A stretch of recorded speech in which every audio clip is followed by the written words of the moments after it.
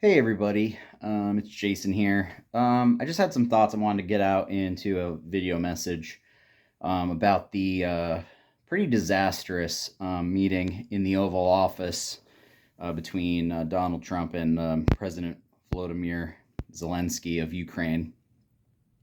And the real thing that I really wanted to touch on is this idea that Trump somehow stood up for America.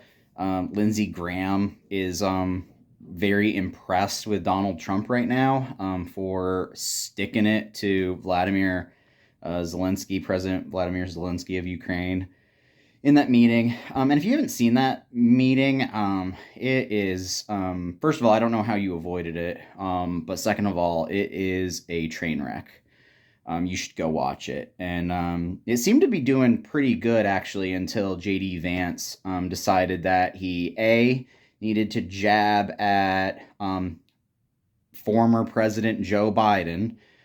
So he, of course, took the opportunity to, make a point that about how awful Joe Biden was at every waking moment he gets that opportunity.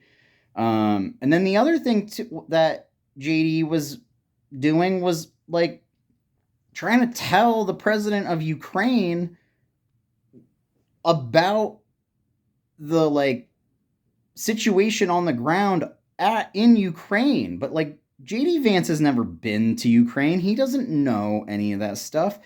So did Donald Trump and JD Vance, quote, stick up for America? No, because if they had, we as American citizens would be safer and in a better spot in the world. But we're not. We're in a worse place in the world because JD Vance and Donald Trump cannot put their egos aside and they cannot accept facts, like concrete facts. They're still, um, you know, spreading this Russian propaganda that Ukraine started the war, that it's all Ukraine's fault. And so I don't blame President Zelensky because I wouldn't sit in my friend's house and let my friends berate my family or my situation um in front of the media or even in a closed setting where they don't know what the hell they are talking about. I don't know anyone who would, frankly, that has, some self pride um in themselves, that they would let people talk about your situation like they know your situation better than you do.